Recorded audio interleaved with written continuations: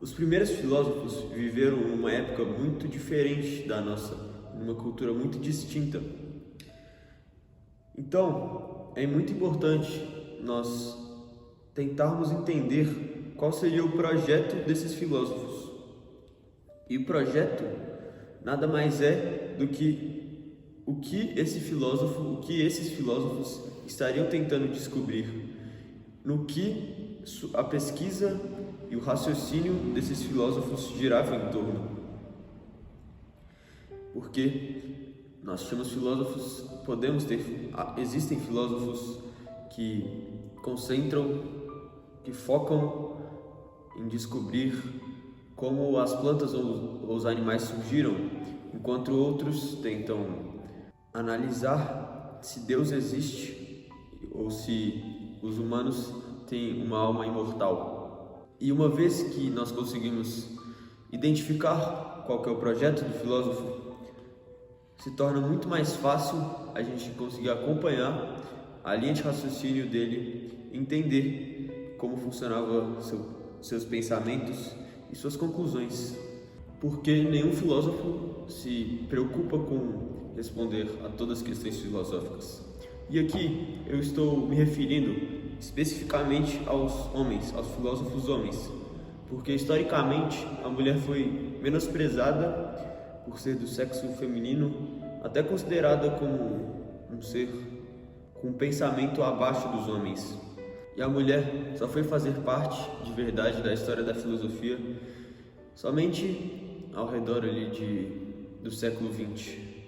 Os primeiros filósofos que surgiram na Grécia são chamados de filósofos da natureza, porque eles foram os primeiros a se interessar pela natureza e pelos fenômenos naturais. E uma pergunta que é muito comum, e é muito difícil, que pode ter várias respostas, e que é perguntada e refletida há muito tempo, há milênios, é de onde que tudo surgiu, de onde que veio tudo isso. E atualmente muitas pessoas têm a ideia de que em algum determinado momento do passado algo teria surgido, as coisas teriam surgido do nada. Mas essa não era uma ideia muito difundida, não era uma ideia que os gregos antigos consideravam como correta. Para eles, alguma coisa sempre teria existido. Como tudo poderia ter surgido do nada, aliás, não era um dos questionamentos mais relevantes e importantes na concepção dos gregos antigos. Eles se intrigavam mais, se interessavam mais por coisas como os peixes poderiam viver na água, como árvores e florestas enormes e cheias de cor poderiam surgir de uma terra sem vida, e como até um bebê poderia surgir do ventre da mãe. Os filósofos testemunhavam com seus próprios olhos constantemente as transformações da natureza. Mas como alguma substância poderia evoluir para algo totalmente diferente, como, por exemplo, uma forma de vida? E os primeiros filósofos concordavam que deveria haver uma substância primordial por trás de todas as transformações. Como eles chegaram a essa conclusão é difícil de explicar. Nós sabemos apenas que deveria haver algo que a tudo originava e para onde tudo se voltava. Mas o mais interessante para nós não é saber exatamente a que respostas esses filósofos chegaram primeiro, mas é mais interessante refletir sobre as perguntas que eles fizeram e o tipo de resposta que eles obtinham. Para nós, é mais importante saber como e não exatamente o que eles pensavam. Sabemos que eles levantavam questões sobre transformações perceptíveis na natureza, e eles tentavam descobrir leis naturais que também seriam eternas. Mas para isso, eles não queriam recorrer a mitos e a deuses e a esse tipo de coisa. Eles buscavam, acima de tudo, responder aos fenômenos naturais com base na observação da própria natureza. E isso é muito diferente do que usar mitos e deuses para tentar explicar raios e trovões e primavera e inverno. Dessa maneira, a filosofia se libertou da religião. Podemos pensar que os filósofos deram os primeiros passos, esses primeiros filósofos da natureza deram os primeiros passos para o modo mais científico de pensar. Eles fundamentaram, por assim dizer, as ciências naturais que vieram a serem construídas no futuro. A maior parte das coisas que os filósofos da natureza escreveram e disseram ficou perdida para sempre no passado. O pouco que sobrou e que nós atualmente sabemos vem de Aristóteles e de seus textos.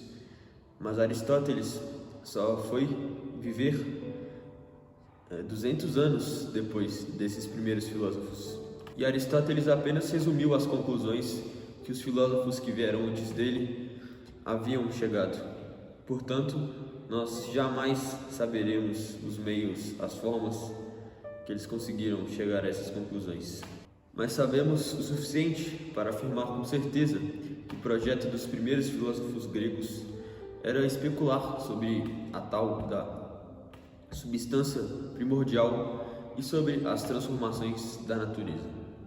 O primeiro filósofo de quem ouvimos falar foi Tales, que nasceu na colônia grega de Mileto, na Ásia Menor, no ano de aproximadamente 625 a.C.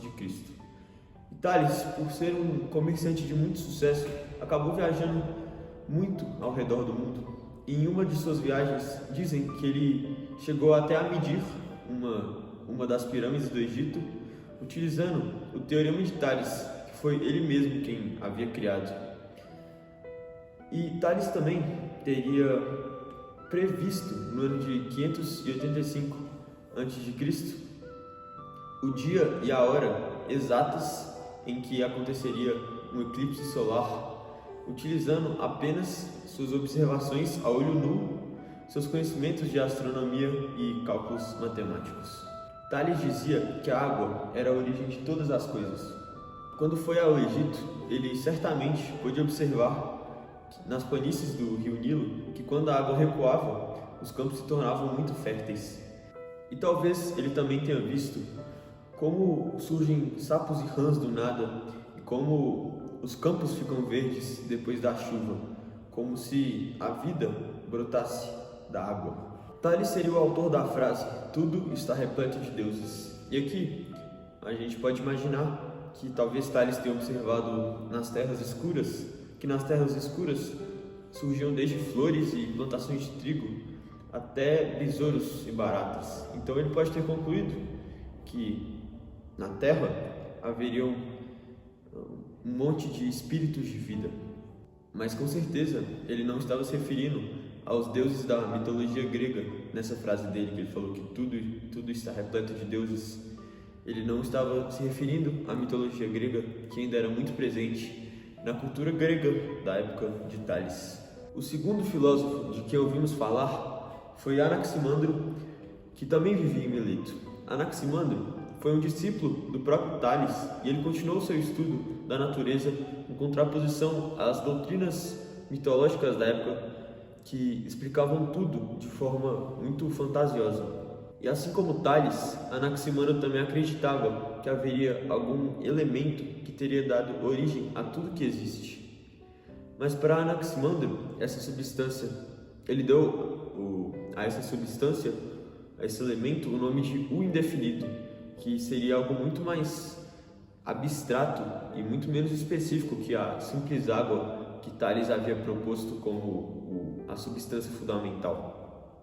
Porque para Anaximandro, essa substância original, ela teria que ser algo muito mais complexo, algo muito mais indefinido e infinito do que apenas a simples água. E o terceiro filósofo de Mileto foi Anaxímenes, que por sua vez foi um discípulo de Anaximandro. E ele concordava com seu mestre quando ele dizia que o elemento original, o elemento fundamental, seria infinito. Mas ele discordava com Anaximandro quando ele disse que esse elemento teria sim uma definição, ao contrário do que Anaximandro pensava.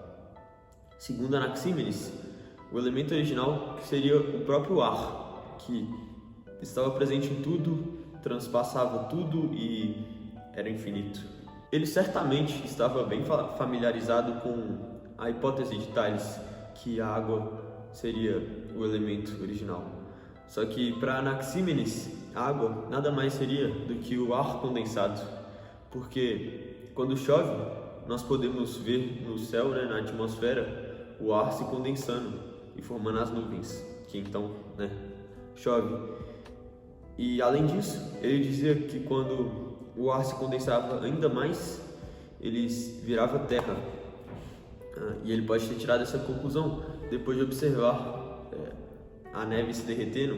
Depois que a neve se derreteu, ele pode ter visto a terra ali embaixo, E além disso, ele dizia que o fogo nada mais era do que o próprio ar rarefeito. Então tanto a água, tanto a terra e o fogo seriam todos derivados, seriam constituídos de ar. E portanto, tudo no mundo nada mais seria do que resultado da condensação ou da rarefação do próprio ar. Todos os 3 filósofos de Mileto diziam que deveria haver uma e somente uma substância primordial que daria forma, originaria todas as demais coisas. Mas como essa substância, esse elemento original, ele poderia do nada, subitamente, se transformar e dar forma a algo inteiramente novo? E nós damos a essa pergunta o nome de a questão da transformação. E ao redor de 500 a.C., alguns filósofos habitavam ali a colônia grega de Eleata, no sul da Itália. E alguns eleatas acabaram esbarrando nessa questão. E dentre esses filósofos, um dos mais conhecidos foi Parmênides. A ideia de que tudo que existe sempre existiu era uma ideia muito comum entre os gregos, e Parmênides concordava com ela. Mas ele ia além. Ele dizia que, assim como algo não pode surgir do nada, algo que já existe não pode se transformar em outra coisa. De acordo com ele, nenhuma mudança relevante poderia ocorrer.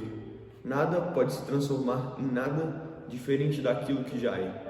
Porém, Parmênides ainda assim via com seus olhos, com seus sentidos, as mudanças constantes que aconteciam na natureza. O problema é que ele não conseguia conciliar o que os seus sentidos lhe mostravam com o que sua cabeça, com o que sua razão, a sua lógica lhe diziam. E com esse dilema entre se ele não sabia se confiava nos seus sentidos ou na razão, ele acabou escolhendo a razão. Sabe aquela frase, só acredito vendo? Parmênides não acreditava nem vendo. E ele dizia que os sentidos apresentavam uma visão distorcida da realidade. E como filósofo, sua tarefa era combater toda forma de ilusão dos sentidos. E o nome dessa forte crença na razão humana é o racionalismo. E um racionalista é aquele que acredita na razão humana como a principal fonte de conhecimento do mundo. Contemporâneo de Parmênides e nascido em Éfeso, na Ásia Menor, Heráclito acreditava que as constantes transformações eram a característica mais fundamental da natureza. Ou seja, seu pensamento era totalmente divergente do pensamento de Parmênides. Ele dizia: tudo flui e tudo está sempre em movimento e nada é para sempre. Outra coisa que ele apontou é que o mundo é cheio de contradições. Se nunca ficássemos doentes, não saberíamos o que é ter boa saúde. Se nunca tivéssemos fome, nunca nos contentaríamos depois de uma boa refeição. E se nunca houvesse guerra, nunca daríamos valor à paz.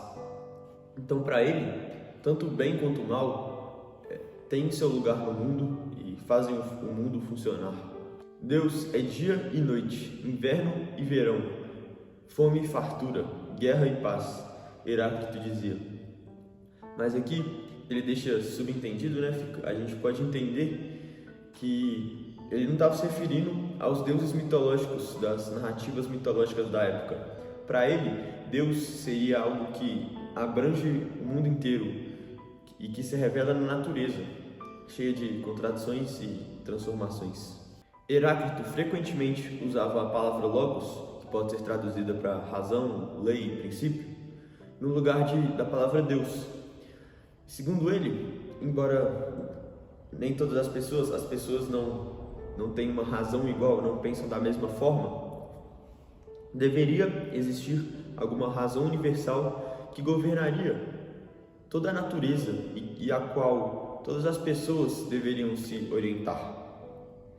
Então, Heráclito enxergou, em meio a tantas contradições e transformações, algo que perpassa tudo, que está presente em todas as coisas. E a isso ele deu o nome de Logos, uma razão divina e universal.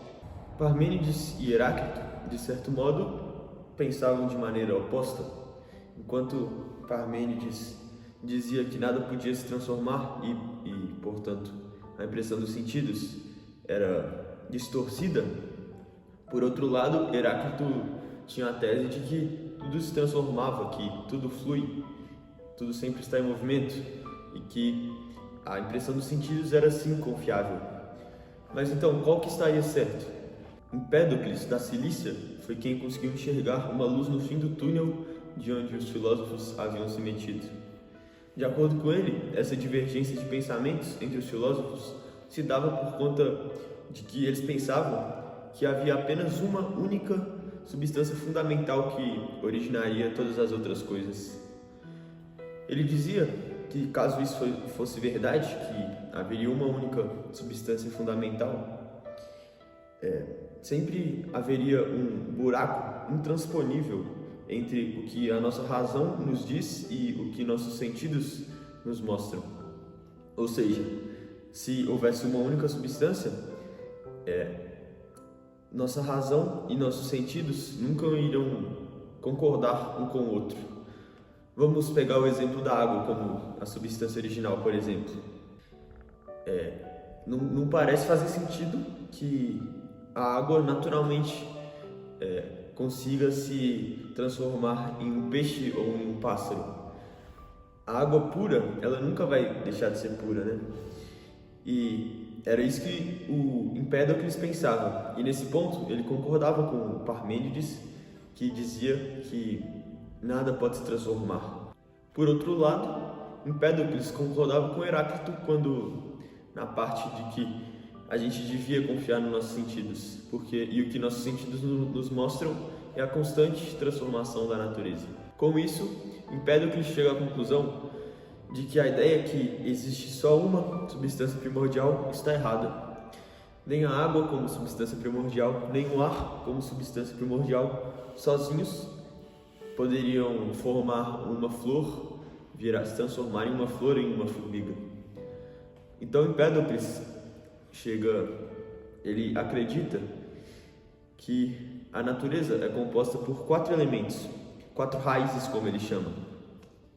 Que esses 4 elementos seriam a água, a terra, o fogo e o ar. Todas as transformações da natureza seriam decorrentes da mistura ou da separação desses 4 elementos. Tudo seria composto por água, terra, fogo e ar. Então, mesmo depois de misturados, esses elementos eles permaneceriam inalterados, eles não se transformariam em essência. O que aconteceria é uma mistura, uma mudança na organização desses elementos, de quantidade de cada elemento que formaria alguma outra coisa. Ou seja, no fundo, nada se transforma realmente. E quando alguma planta ou animal morre, esses elementos eles se separariam para depois, eles se misturarem novamente, se reorganizarem, reestruturarem novamente para formar alguma outra coisa. Pode-se comparar isso ao quadro de um pintor. Se o pintor tiver apenas uma cor, por exemplo, vermelho, ele nunca vai poder pintar as folhas verdes de uma árvore. Agora, se ele tiver vermelho, amarelo, azul e preto, ele vai poder pintar inúmeros tons e cores diferentes através da mistura dessas cores em proporções diversas. Mas não foi por pura coincidência que Empédocles disse que as substâncias primordiais seriam a água, a terra, o fogo e o ar. Os gregos, os filósofos, já tinham dito que a substância primordial teria que ser ou o ar, ou a água, ou o fogo. Tales e Anaxímenes já haviam demonstrado a importância da água e do ar. E os gregos também entendiam a importância do fogo, a relevância do fogo na vida, porque eles viam o sol, a importância do sol para a vida, e também eles sentiam o calor corporal do corpo dos seres humanos e dos animais. Então eles já tinham também essa noção da importância do fogo. Talvez Empédocles tenha observado um pedaço de madeira se queimando e se decompondo, E durante esse processo pode-se escutar a madeira estalar e crepitar. E com isso, Empédocles pode ter interpretado ali a presença da água no processo. E quando a fumaça sobe, ele pode ter interpretado aquilo ali como o ar saindo da mistura também. E o fogo está bem claro ali, nesse exemplo da madeira se queimando. E depois que ocorre todo esse processo e a madeira está completamente queimada, sobra ali só as cinzas, que Empédocles deve ter interpretado como a terra. Então, com esse exemplo a gente pode ver cada elemento, que o Empédocles pode ter percebido como as quatro raízes da natureza, todos presentes ali no processo. Com essa tese, Empédocles inaugura a forma pluralista de pensar, que diz que são vários elementos que constituem a realidade, não apenas um, que era o que os filósofos precedentes a ele acreditavam. Tendo identificado essas quatro substâncias como as raízes da natureza, Empédocles agora teria que explicar por que os elementos se unem para formar uma nova vida e por que essa mistura se separa novamente. E para isso, ele pensou que deveriam haver duas forças opostas trabalhando, que seria o amor e o ódio. O amor seria responsável por combinar as coisas e o ódio era o que fazia as coisas se separarem novamente. Então aqui nesse ponto, ele foi o primeiro de todos a separar os elementos das forças. Essa noção dessa diferença entre os elementos naturais e as forças da natureza, que é uma coisa que existe até os tempos atuais. E além disso, Empédocles também especulou sobre como os nossos sentidos funcionam, como eu posso enxergar, por exemplo. Para ele, como tudo na natureza, os olhos seriam compostos de água, terra, fogo e ar. E ele dizia que os olhos, a terra que existe nos nossos olhos, enxergariam a terra do objeto que a gente está vendo. E o ar que tem nos nossos olhos enxergaria o ar que a gente está vendo. E o mesmo para a água e o fogo. Então, ele disse que se faltasse algum desses elementos no olho da pessoa, a pessoa não enxergaria a natureza de maneira completa. Anaxágoras foi outro filósofo pluralista, ou seja, ele não concordava com a ideia de que havia apenas uma substância primordial que originaria todas as outras coisas. Mas além disso, ele também não concordava com a ideia de Empédocles. Ele não concordava que água, terra, fogo e ar poderiam formar sangue e ossos. Para ele, a natureza seria composta por inúmeros pedacinhos imperceptíveis a olho nu, e tudo poderia ser dividido em pedaços ainda menores, e até nos fragmentos mais ínfimos haveria um pouco de todas as coisas. Assim, coisas como cabelo e pele não seriam formadas a partir de outras substâncias, mas sim das mesmas substâncias. Porque no alimento que nós consumimos, no leite ou no ovo que nós consumimos, já teria em porções menores, um pouco de cabelo e um pouco de pele. Esse exemplo aqui que eu vou dar pode ajudar no entendimento do pensamento de Anaxágoras. Se eu pegar aqui uma célula do meu dedo, da pele do meu dedo, nessa célula, no núcleo dessa célula, o conteúdo não vai ser só a receita, né, o DNA de como é a pele do meu dedo. Nesse núcleo vai apresentar descrições detalhadas de como tudo do meu corpo e qual a função de cada parte do meu corpo. Nessa célula da pele do meu dedo, o núcleo dela vai ter informação de qual é o tipo do meu olho, qual é a cor do meu cabelo, quantos dedos minha mão tem. Então é como se o todo subsistisse nas partes menores. O todo subsiste em cada mínima célula.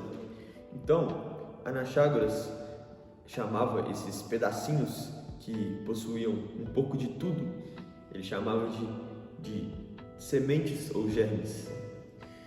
E assim como Empédocles, que a gente acabou de abordar, ele acreditava também numa força que tinha a função de unir, de organizar todas as coisas para formar animais, para formar homens, para plantas ou qualquer coisa.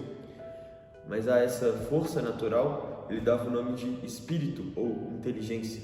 Anaxágoras também se interessava muito por astronomia e depois de analisar um meteorito, ele chegou à conclusão de que todos os corpos celestes eram feitos da mesma coisa que a Terra e que isso então talvez indicaria vida fora do planeta.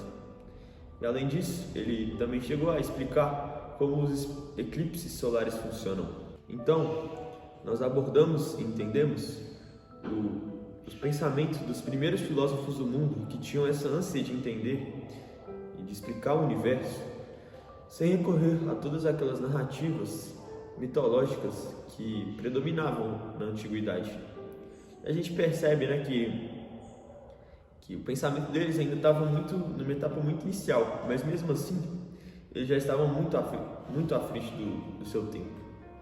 Parmênides, por exemplo, já falava que algo não pode se transformar em outro algo, usando apenas sua razão, enquanto sua lógica, né? Enquanto seus contemporâneos se contentavam em apenas utilizar seus sentidos para tentar explicar a natureza. Empédocles também foi muito esperto ao usar sua razão para concluir que o mundo necessariamente deveria ser composto por mais de uma substância primordial, fundamental. E para chegar a essa conclusão, ele não podia usar todos os sofisticados procedimentos que a gente tem acesso hoje para auxiliar nas pesquisas. Mas as explicações para as perguntas sobre as substâncias e as transformações da natureza obviamente continuaram a evoluir muito e muito nos anos seguintes, depois desses primeiros filósofos. Até mais.